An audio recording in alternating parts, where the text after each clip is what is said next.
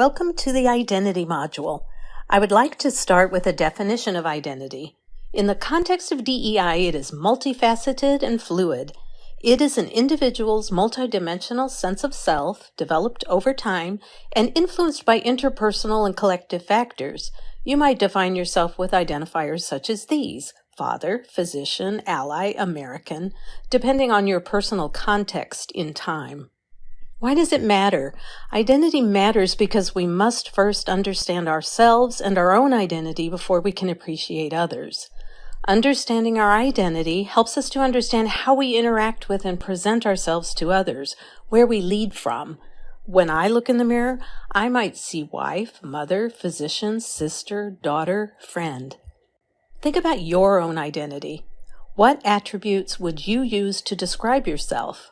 You're likely to identify yourself in different ways in different situations. At the corner market, I might be a neighbor, or a community volunteer, or the local doctor. In social situations, I might be Southern born and bred, or a long-term Maine resident. I might say, "Hi, I'm Vicky. I'm Tim's wife, and have 3 children and 4 dogs." In a professional situation, it might be, "Hello, I'm Dr. Victoria Hayes, an adolescent medicine specialist and a medical educator and a journal editor." Everyone has a personal and a social identity. Personal identities include a person's name, characteristics, history, personality, and other traits that make a person unique. Social identity includes affinities one has with other people, values and norms that one accepts, and the way one has learned to behave in social situations. I encourage you to complete these identity wheels. Fill out each category by placing the most important to you in the inner circle and those less important to you in the outer circle. For me, for instance, on the personal wheel, I chose critical life experiences, profession, and community geographic affiliation. Being raised in a strict, oppressive Southern household contributed to an identity which for me was portrayed as quiet, pleasant, non-confrontational. My education and profession allowed me to see myself in the world in a completely different light. My social wheel has changed over time.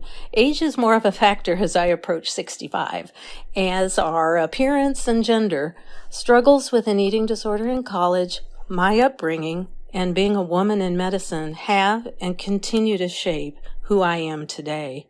Now think about how you completed the wheels. What aspects did you choose as most important to you and why? What aspects were less important to you or not important at all? Were there any that took you by surprise because you really hadn't considered them previously at all? We tend to be less inclined to think about and take for granted aspects of our identity which lead to privilege. We may be more cognizant of our subordinated group identities because of obstacles and mistreatment we have experienced due to these differences. It may also be more comfortable to think about being part of a marginalized group rather than experience the discomfort, guilt, or shame that might arise from thinking about how we are privileged. For me, as a white, cisgender, heterosexual, able-bodied female, sexual orientation, gender identity, race, and ability rarely rise to the forefront when I am considering my own identity. And that may mean that when I'm looking around the bus, I might not think to consider these aspects in others. As you can see, we have multiple identities. These identities can also intersect. Intersectionality is a very important concept that involves how multiple forms of discrimination and disadvantage can overlap to have an even greater impact on those with marginalized identities. For example, a Black lesbian woman can experience multiple forms of discrimination. A gay white man can simultaneously experience privilege based on gender and race, and disadvantage based on sexual orientation. A male executive in Mexico experiencing privilege who gets transferred to the U.S. may now experience his background and English as a second language as disadvantageous. The challenge is to recognize those aspects that are not as important to us, how we might overlook them, and especially how they might give us privileges we take for granted. There's a tendency to see ourselves as normal, especially when surrounded by similar people, at least who appear so, and then view others as different. Now that you have spent some time considering your own identity, I challenge you to consider others.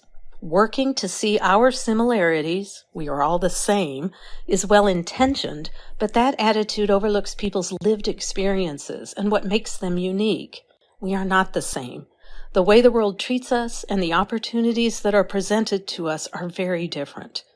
In order to be a great provider for our patients and deliver the best care possible, we need to ask about and consider their lived experiences, their identities, their true selves. So what are some things that we can do? Explore our own identities and be aware of our privilege.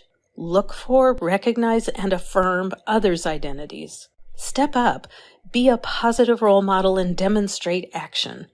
Understand why it matters. It's about social justice, better patient care, doing the right thing. Challenge yourself by opening a space for honest and necessary dialogue. It's not easy. Learn to be okay with discomfort. Be open to taking a look at another person's version of truth. Going forward, I challenge you to spend some time putting the I in identity.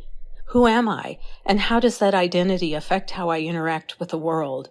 And then take it a step further and really consider the you in others.